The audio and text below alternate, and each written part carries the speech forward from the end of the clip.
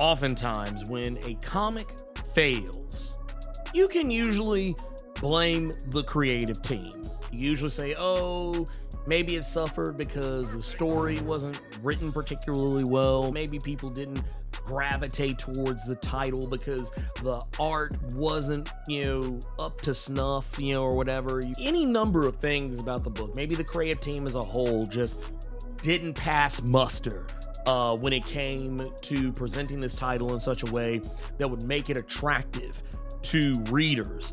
But there's also times where it's actually the fault of editorial. Could this be one of them?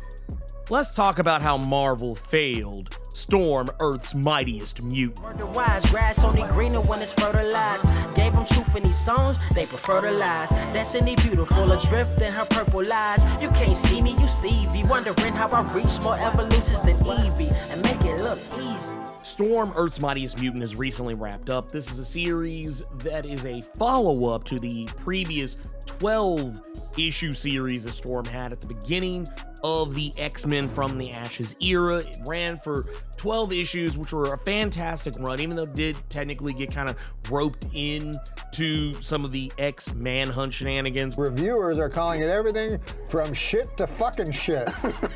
Was what it was on that one, but this was a series that people loved. People were enjoying this version of Storm. This was also a very interesting Storm run for another couple of reasons. Not only was it good, not only did it look good, thanks to the efforts of Lucas Wernick, who provided a lot of the character designs and initial setup for Storm in this regard, but also as the story went on, another artist, Mario Santoro, stepped on, sometimes working in tandem with Lucas Wernick, and then ultimately taking over, I believe, the last few issues of that series. The series, regardless, maintained a level of consistency that just made it a hot title each and every week that it came out. I constantly, speaking to people in my LCS, speaking to people online, speaking to people who work in the comics industry, other writers and artists, some at Marvel, some at DC or Image, or any other publisher or imprint. I constantly heard other creatives bragging about how good that book was. They would say, oh my God, Storm is the best book that Marvel has coming out of the X office. Some people would even go as far as say it was the best book that Marvel had running in a lot of cases. People were just really rocking with this book. Also, it did something that, not to say other books aren't doing this, because we kind of live in this era where people who are anime fans, manga fans, are making comics, for the big two right now. So of course, you can point to comics like Cody Ziegler's Miles Morales Spider-Man series, which really laid on the anime and manga vibes over on that title, like constantly making JJK references and things of that nature. The thing that was really interesting to me is that Murewa brought a level of that same energy to Storm. And while some people didn't like it, I felt like there were more people who liked it than didn't. At least it seemed to be more vocal that people were really rocking with it. The fact that like sometimes some of Storm's attacks would be given names, or there were even more direct references to actions that Storm was taking that could easily be pinpointed back to Jujutsu Kaisen or whatever other popular anime was out at the time. But then you flash forward to the Age of Revelation event, and yes, I know I probably should have given y'all a warning. I know there's plenty of y'all who still have PTSD over Age of Revelation, but I have to talk about it because it's kind of part of the problem. You see, Storm was a hot title, and because it was hot, so hot in fact, that it is one of only 3 comics that Marvel has in its entire library of somewhere in the neighborhood between 30 to 50 different ongoing and mini-series at any one given time, is one of only 3 titles that is actually nominated for an Eisner this year, which is insane considering that other publishers have anywhere between 10 to 15 or more different titles nominated for Eisners. Companies smaller than Marvel. But when Age of Revelation happened, just like it did for other titles in the X office, it put that book on pause. The momentum, everything that Storm had going into Age of Revelation, it lost coming out of it because it decided to pivot and tell a different story. That was a whole line-wide editorial decision. Every X-Men title that was running at the time of Age of Revelation completely, whether they were finished with the storyline or not, I mean, in some cases you could say, oh, they got storylines as far as they could go, without completely stopping them entirely. That's cope as far as I'm concerned. There was literally stuff going on that was way more important, in my opinion, in some of those X books that completely got shafted. And then you get to the end of Age of Revelation, which, by the way, it kind of becomes very apparent that Age of Revelation was a comic that, in a crossover event that was largely unnecessary. Take all that into consideration, and then we come back to Storm, Earth's Mightiest Mutant. And this is a book that was initially announced as if it were an ongoing title, but it wasn't. It's a 5-issue miniseries. I was one of those people who wanted to believe Storm, Earth's Mightiest Mutant was an ongoing series because I had talked to the series writer, Murewa Ayodele, about it, and when we spoke, he said, and he didn't give away details, not major details, but he basically let it be known that at the time before Age of Revelation had come and gone, he was talking about issue 16, 18, 20. I've been told I can start 16. So, and I think they always greenlight every 5 issues. So I think 16 to 20 should be guaranteed. So, but that's also, still to 20 should be guaranteed. So, but I'm also hoping so that it can go longer. The arc after Thunder War. I know Thunder War is going to do well.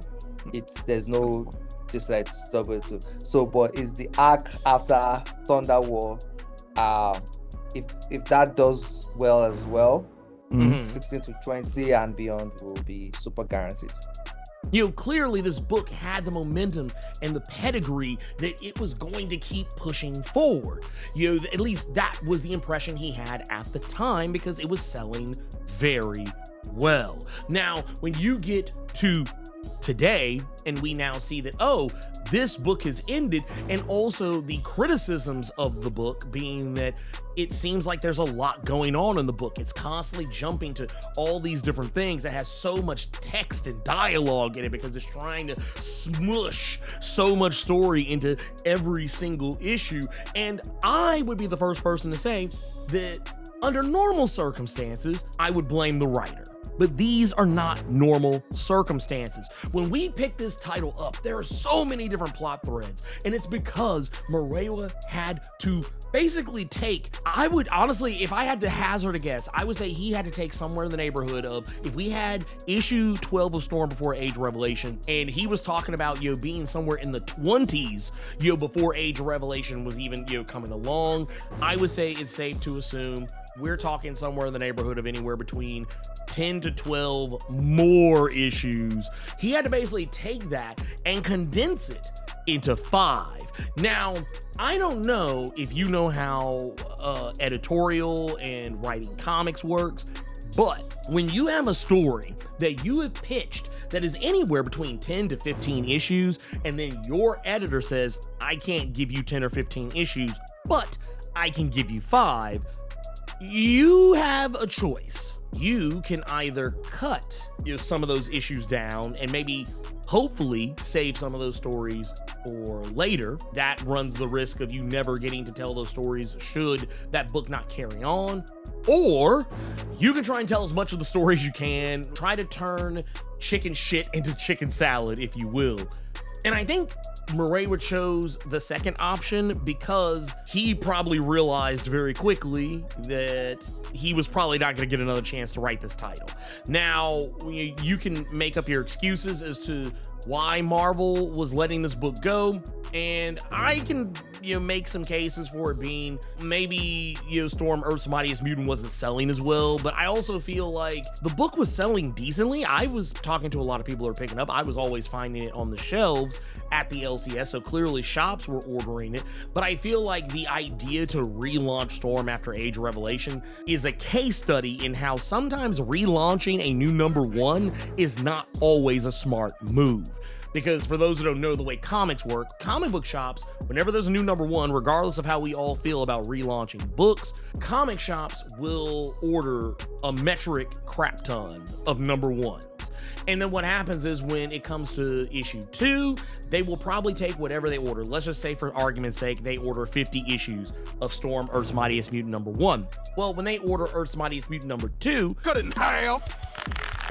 That's just normal. That's not because it's Storm, it's because that's just kind of how it usually works. And then issue 3, they're gonna order half of that, so they'll probably order like 12 or 13 or whatever. And then when they get to issue 4, it'll probably be like 6, or whatever. And then when you get to 5, you kind of see where the math is going. Usually you're cutting your orders in half as you go down. Now, before we get any further into today's video, I wanted to give a quick shout out to eWin Racing Gaming Chairs. They are the providers of the chair that you see me sitting in right now. You probably see me sitting in it for a while, for at least the past month or so in any of my more recent videos.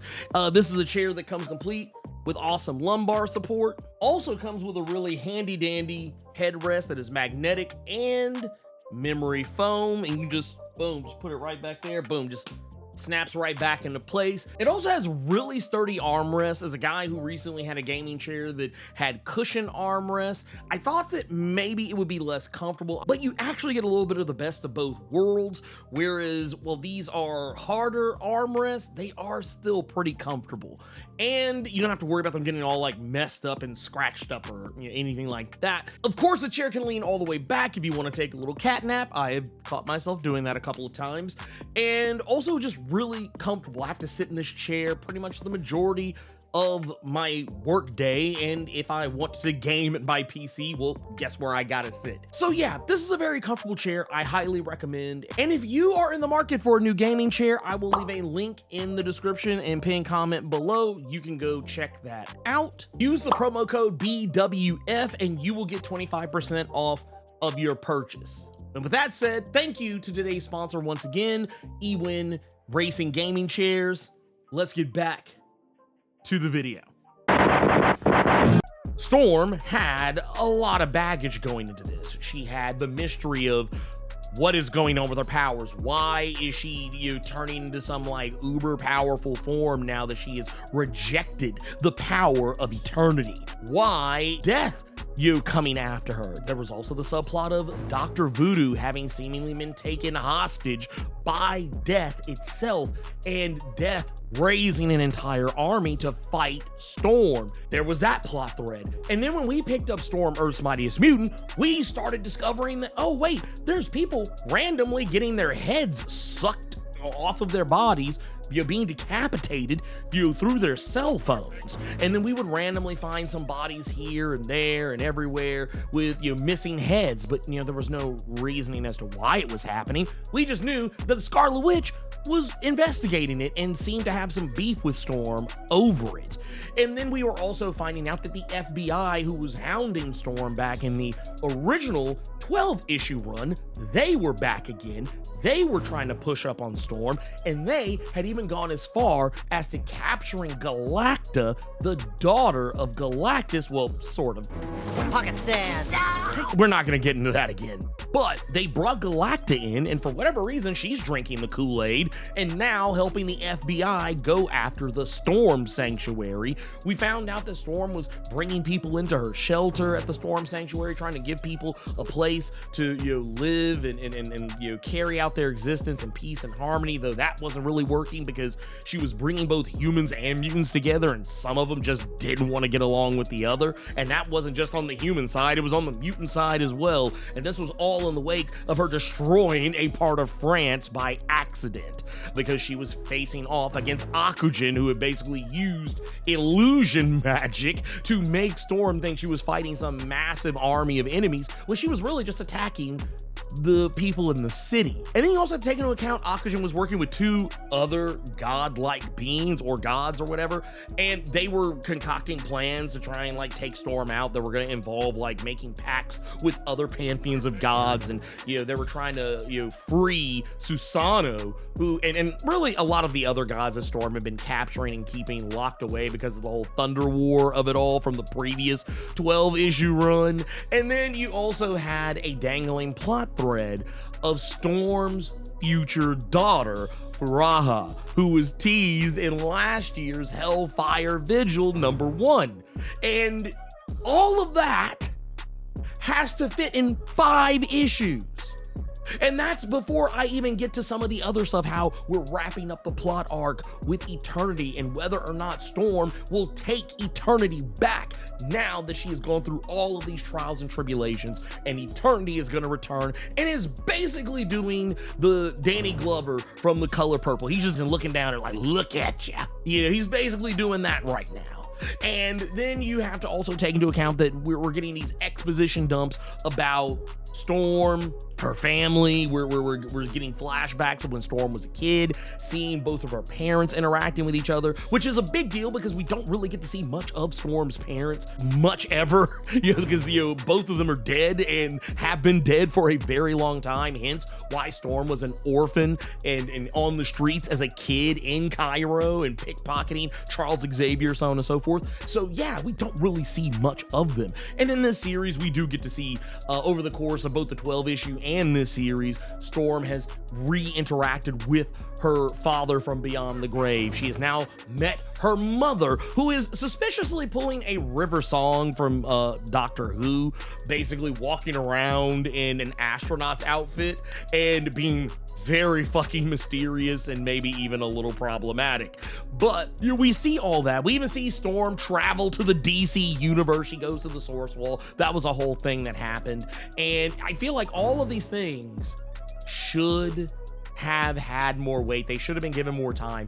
This was a story that very clearly was supposed to run for another 12 issues, if not more than that. And there's so much of it that like we're literally by the time that we're supposed to see the first appearance in Storm Earth's Mightiest Mutant #4, where we're supposed to be seeing Faraha for the first time, that she's going to be born and brought into existence. It's like, wait a minute. It was made to be believed that Storm was going to get pregnant. She was going to ultimately end up having this child, and the birth of the child will happen during the series.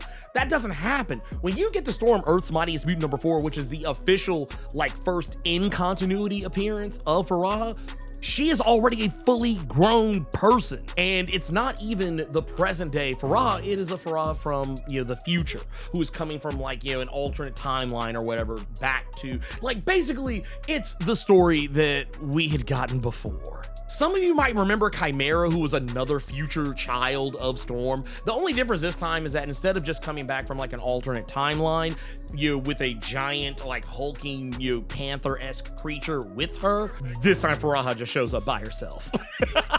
So now Storm has 2 theoretical children, which is insane to me. It's just we don't get to know a whole heap of lot about her because we really only see her show up for that brief moment in issue #4 and at the ass end of issue #5, where we get to finally pay off the subplot of Storm giving away her family Ruby, the very same Ruby she's had for a very long time and was revealed at some point in the past to be able to transfer people transdimensionally across different timelines and multiversal places and planes and whatnot and what have you. Storm gets that Ruby back, and there's a whole subplot about how important that Ruby is and how Storm has lost it before to gain it back, and now she's going to, having given it up to pay off Krakoa's debts at the Night and Day Hospital back during the initial 12-issue run. We get back to here, and it's all of these plot threads are now ending in the span of a single page. The whole thing with Death completely written off. The whole thing with Akujin and the other gods completely written off. The whole thing with how she was locking away gods in other dimensions completely written off in a single page. Even to the point the whole issue with Galacta written off in a single page, with basically just the last thing we see in that book being Storm wins. That's what we get. And it's diabolical. It is absolutely diabolical that Marvel did this, that Marvel put Murewa in this position where he either had to write a half-ass story or a whole-ass story given a half-ass release. I don't like that. And once again, I don't blame Murewa for any of this. He did not do anything wrong because his hands were literally tied. If any other person were in his position, they would probably have to make the exact same choice. Do you tell a half-ass story knowing that you're not gonna get to tell the end of it? Or do you try and write as much of the story you wanted to tell in as little time as you actually have to do it?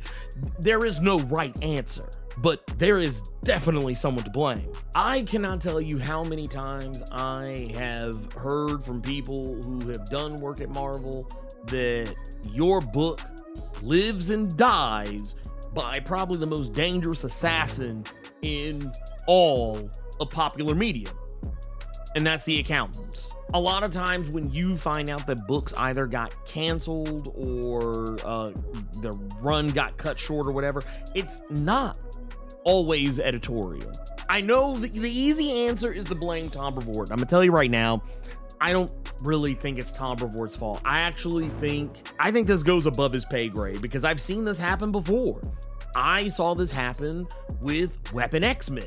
That was not really on Tom.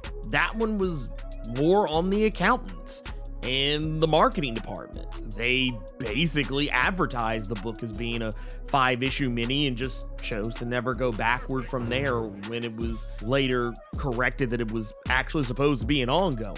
So yeah, it's the bean counters, it's the accountants, it's the money men and women and ladies and gentlethems, if they have any that work in the accounting firm at Marvel or in the marketing department at Marvel. A lot of times you can typically point the finger at them. What's that old saying? Follow the money. That's usually, the way to figure out where the problem usually is. Under normal circumstances, I probably would have, thrown this directly at the feet of Tom Brevoort. I think I even did when we talked about this on a live stream just very recently. But then I think at the time you guys will see this video, it's probably been about 2 live streams, or rather 2 Blerd caves ago.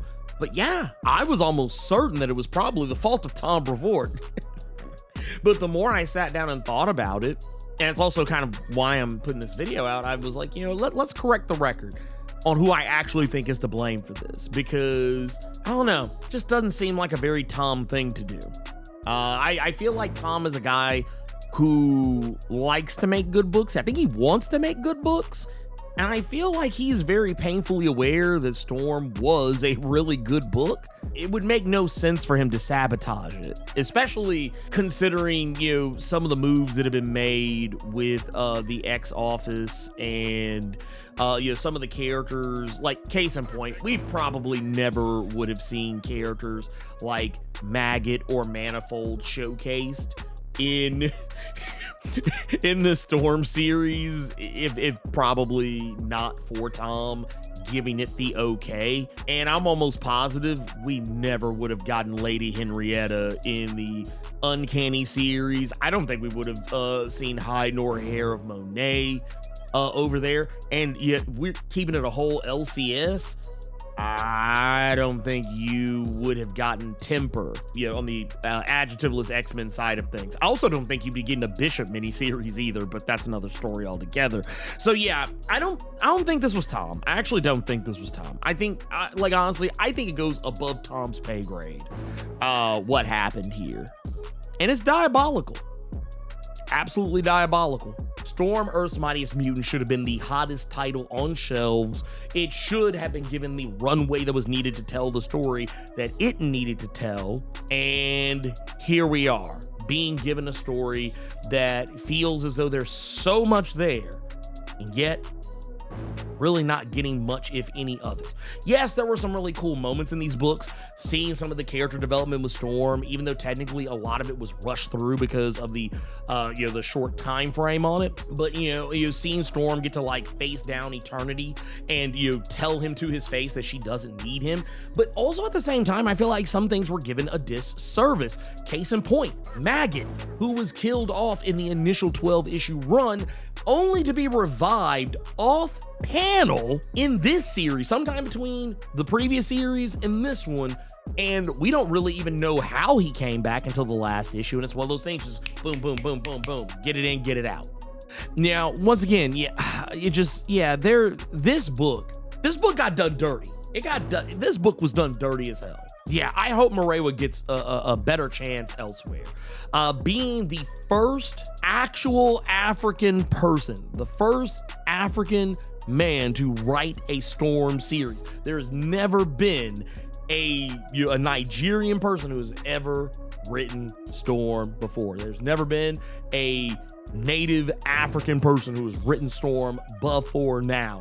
And while he proved that he had the pedigree, he proved he had the ability to write this series, Marvel did him dirty as shit by not giving him his flowers on that second run. If it were me, I would have let Murewa just continue on with the series he had already started. We would not have relaunched to issue number 1, and we would have just kept the story going. He would have gotten at minimum 10 issues from me to tell this story, which I think would have been more than adequate, but I would even go as far as say he probably should have gotten 15.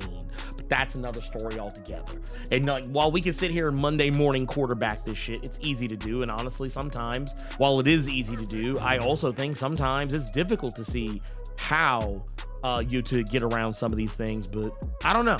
You guys let me know what you think about what happened with Storm, Earth's Mightiest Mutant. You agree? Do you disagree? I mean, honestly, it doesn't really matter if you agree or disagree. I mean, this one is kind of it was what it was situation, but just tell me if you what you think about it. If you want to see a more in-depth discussion about this, I actually talked about this recently on the Blerd Cave. You can go check it out. That video is on the screen right now. Anyway, thank you for checking out this video. Click the like button and subscribe and hit the bell to be notified if you haven't already done so. Use the hype feature, all that good stuff. Help a brother out, and hey, you also comment below and let me know what you thought about Storm, Earth's Mightiest Mutant. Until next time, we out of here. Peace out.